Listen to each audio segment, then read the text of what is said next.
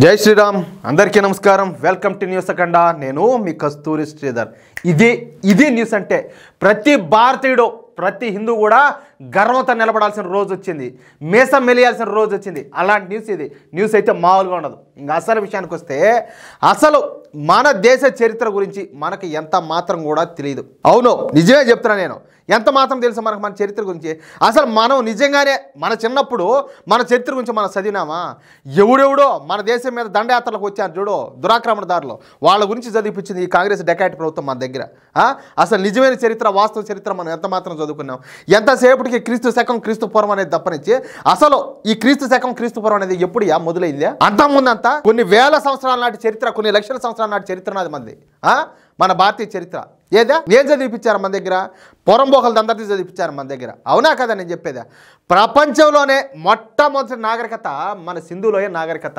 అప్పట్లోనే మన రాజులు పెద్ద పెద్ద భవనాలను నిర్మించడం ఈ నీటి సదుపాయాలు కల్పించడం ఈ రహదారులు నిర్మించడం డ్రైనేజీ వ్యవస్థలు నిర్మించడం చాలా వరకు ఈ బహుళ అంతస్తులు ఉంటాయి కదా అంటే ఇప్పుడు first floor second floor third floor ఈ విధంగా అనమాట ఈ బహుళ అంతస్తుల భవనాలు నిర్మించడం వంటి చాలా పనులు చేశారు అయితే దురదృష్టవశాత్తు హిమాలయాల్లో ఏర్పడినటువంటి భారీ హిమపాతం మూలంగా మన సింధులోయ నాగరికత మొత్తం కూడా విధ్వంసం అయిపోయింది అయినప్పటికీ తరువాత వచ్చినటువంటి మన పూర్వీకులు సింధులోయ నాగరికతను అందిపుచ్చుకొని అనేక గ్రంథాలు రచించినారు అప్పట్లోనే మన దేశంలో అంతరిక్ష పరిశోధనలు చేశారు ఇప్పుడే అంతరిక్ష పరిశోధనలు చేసేది అప్పట్లోనే చేశారు వ్యాకరణం లెక్కలు సైన్సు తర్కం అంటే అనేక సబ్జెక్టులను అప్పట్లోనే అంటే ఇప్పుడు ఈ యేసుక్రీస్తున్నాడే ఆయన గారు పుట్టక ముందే మనోళ్ళు అభివృద్ధి చేశారు ఈ లేదు ఇంగ్లీష్ వాళ్ళు వచ్చి ఇంకెవడెవడో వచ్చి మనకు నాగరికత నేర్పించాడని చెప్పేసి చాలామంది పొరంబోహ మండా కొడుకులు కారుకూతులు అనే వచ్చా ఉంటారు అర్థమైందా అసలు ఈ భూ ప్రపంచంలో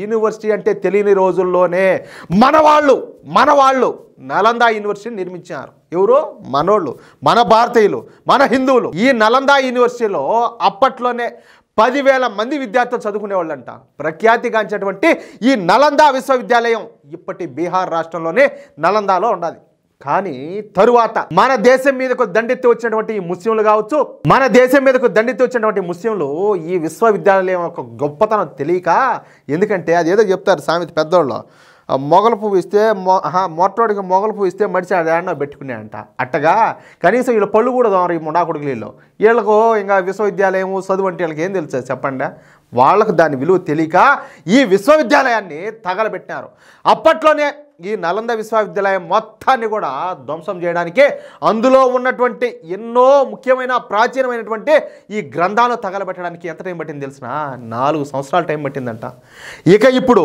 అచ్చం అలాంటి విశ్వవిద్యాలయాన్ని మన దేశంలో నిర్మించాలని చెప్పేసి ఒక సంస్థ కంకణం కట్టుకుంది ఆ సంస్థ పేరే ఇస్కాన్ ఎవరు ఇస్కాన్ సంస్థ బహుశా ఇస్కాన్ సంస్థ గురించి మీకు అందరికీ తెలిసే ఉంటుంది ఈ ఇస్కాన్ వాళ్ళు వచ్చేసి శ్రీకృష్ణుడి భక్తులు అనమాట వీళ్ళు శ్రీకృష్ణుడిని కొలుస్తా ఆరాధిస్తూ ఉంటారు ఈ ఇస్కాన్ దేవాలయాలు ప్రపంచవ్యాప్తంగా ఉన్నాయి చాలా బాగుంటాయి ఇస్కాన్ టెంపుల్కి మీరు ఎప్పుడైనా పోయినారా అది ఎక్కడైనా సరే మీరు ఎక్కడికి వెళ్ళినా ఏ ఊర్లో అయినా కూడా ఏ ఇస్కాన్ టెంపుల్కి వెళ్ళినా కూడా చాలా అద్భుతంగా చాలా ప్రశాంతంగా చాలా బాగుంటుంది పీస్ఫుల్గా అంత బాగుంటుంది అనమాట అయితే ఇప్పుడు ఈ ఇస్కాన్ సంస్థ వాళ్ళు అప్పట్లోని మన నలంద విశ్వవిద్యాలయాన్ని పోలేటువంటి ఒక విద్యాలయాన్ని నిర్మించాలని చెప్పేసి సంకల్పించారు ఇక ఈ విశ్వవిద్యాలయాన్ని ఉత్తరప్రదేశ్లోనే శ్రీకృష్ణుల వారి జన్మస్థలమైనటువంటి బృందావనంలోనే నిర్మించనున్నారు ఎక్కడ మన శ్రీకృష్ణుల వారు ఎక్కడైతే జన్మించినారో అక్కడే ఈ విశ్వవిద్యాలయాన్ని అయితే నిర్మించున్నారనమాట అంతర్జాతీయ ప్రమాణాలకు ఏ మాత్రం తీసిపోకుండా భారీ స్థాయిలో ఈ విశ్వవిద్యాలయాన్ని అయితే నిర్మిస్తున్నారు మన దేశంలోని అన్ని వేదాలు గ్రంథాలు పురాణాలు మన సంస్కృతి సాంప్రదాయాలకు నెలవైనటువంటి మహాభారత రామాయణాలు సంస్కృతం అలాగే సంస్కృతి సాంప్రదాయాల గురించి గణితం తర్కం సైన్స్ వంటి ఎన్నో విషయాలను ఈ విశ్వవిద్యాలయంలో పాఠ్యాంశాలుగా బోధించనున్నారు చూడండి ఎంత గొప్ప విషయం చూడండి మామూలు విషయం ఇదే సంవత్సరానికి 10,000 మంది విద్యార్థులు చదువుకునే విధంగా ఈ విశ్వవిద్యాలయాన్ని అయితే నిర్మిస్తారన్నమాట అంటే ఈ విశ్వవిద్యాలయంలో చదువుకునే విద్యార్థులు ఈ విద్యాలయం నుంచే బయటకు వచ్చిన తర్వాత ఒక్కొక్కరు ఒక్కొక్క ప్రవచనకారుడిగా ఒక్కొక్క యోధుడిగా ఒక్కొక్క వీరుడిగా ఒక్కొక్క వేద మంత్రాలు వచ్చేటువంటి ఒక పూజారిలాగా లేదా వేద పండితుల్లాగా తయారని ఉన్నారనమాట తద్వారా వీళ్ళు ప్రపంచవ్యాప్తంగా పర్యటిస్తా మన భారతదేశ సంస్కృతి సాంప్రదాయాలను మన వైభవాన్ని ప్రపంచ నలుమూలలా కూడా విస్తరింపజేయనున్నారు ఇక ఈ ఇస్కాన్ విశ్వవిద్యాలయాన్ని అప్పటి మన నలంద విశ్వవిద్యాలయానికి ఏ మాత్రం కూడా తీసిపోకుండా నిర్మించడం ఇక్కడ విశేషం అనమాట. వచ్చే సంవత్సరం నుంచే ఈ ఇస్కాన్ విశ్వవిద్యాలయం పనులు అయితే ప్రారంభంగానున్నాయి. ఇక ఈ విశ్వవిద్యాలయాన్ని మన ప్రధాని నరేంద్ర మోడీ గారు శంకుస్థాపన చేయనున్నారు. అవును, మహానుభావుడియా, మహాపురుషుడు. చాలామందికి ఆయన విలువ తెలియదు, కానీ చాలామంది నీచంగా మాట్లాడతారు. ఎందుకంటే వాళ్ళకు అసలు వాళ్ళు ఎందుకు పుట్టారో, వాళ్ళు ఎందుకు పుట్టారో వాళ్ళకి అసలు వాళ్ళ జన్మ రహస్యాలు ఏందో వాళ్ళకే తెలియదు. అలాంటిది వాళ్ళు మహనీయుల గురించి, మహానుభావుల గురించి వాళ్ళు ఏమో ఎక్కడ అర్థం చేసుకుంటారు చెప్పండి. వాళ్ళకి అంత శక్తి అండది. ఎంతసేపటికి తిన్నామా పోయినామా ఇదే పని వాళ్ళకు, రెండో పనిలే. దీన్ని చెప్పా కదా, నరేంద్ర మోడీ గారే శంకుస్థాపన అయితే చేయనున్నారు.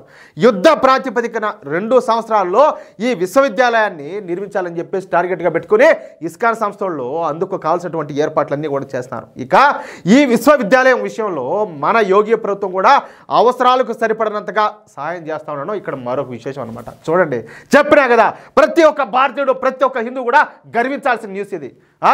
గర్వించదగ్గ క్షణాలు మళ్ళీ వస్తున్నాయి. మనం బాగుంటే కనీసం మన మూలాలు మనం మర్చిపోకుండా మన భవిష్యత్తును మనం దృష్టిలో పెట్టుకొని మనం ఒకటిగా మనం ముందుకు వెళ్ళగలిగితే, మన ప్రయాణం కలిసికట్టుగా సాగలిగితే మనకు ప్రపంచంలోనే ఎదురే ఉండదు. ప్రపంచంలో విశ్వగురుగా భారతదేశం నిలబడుతుంది. అది మనమే చూస్తాం, ఎవరో కాదు. మన భవిష్యత్ తరాలుగా చూసేది ఎవరో చూసేదానికి ఇప్పుడు ఎందుకు చేయడము? నేను మాట చెప్తున్నా, స్వాతంత్రం కోసం 200 సంవత్సరాల పాటు పోరాడినారు మనోళ్ళు. ఎంతమంది స్వాతంత్రాన్ని చూశారు? అదే నేను చెప్తాను. ఇప్పుడు మనం పోరాటం చేసి మనం అయిపోయినాక, మన సగం అయిపోయిన తర్వాత ఎవరో భవిష్యత్ తరాలు చూడటం కాదు. మనం ఉన్నప్పుడే, మనం జీవించున్నప్పుడే ఈ దేశాన్ని విశ్వగురుగా చూడాలా. అది మనం తీసుకోవాల్సినటువంటి సంకల్పం. దానికి తగ్గట్టుగా మనం పనిచేయాలి. అవునంటారా కాదంటారా? నేను చెప్పింది కరెక్టే అనిపిస్తే ఈ న్యూస్ను మీకు ఎంతమందికి వీలైతే అంతమందికి ఈ న్యూస్ను షేర్ చేయండి. అలాగే మీ యొక్క అమూల్యమైన అభిప్రాయాలను మిత్రులారా తప్పనిసరిగా ప్రతి ఒక్కరు కూడా కామెంట్ రూపంలో తెలియజేయండి. అలాగే ఇటువంటి మరెన్నో ఇంట్రెస్టింగ్ న్యూస్ ఎప్పటికప్పుడు పొందడం కోసం తప్పనిసరిగా మన న్యూస్ అక్కడ ఛానల్ సబ్స్క్రైబ్ చేసుకోండి. ప్లీజ్ సపోర్ట్ చేయండి. జై శ్రీరామ్.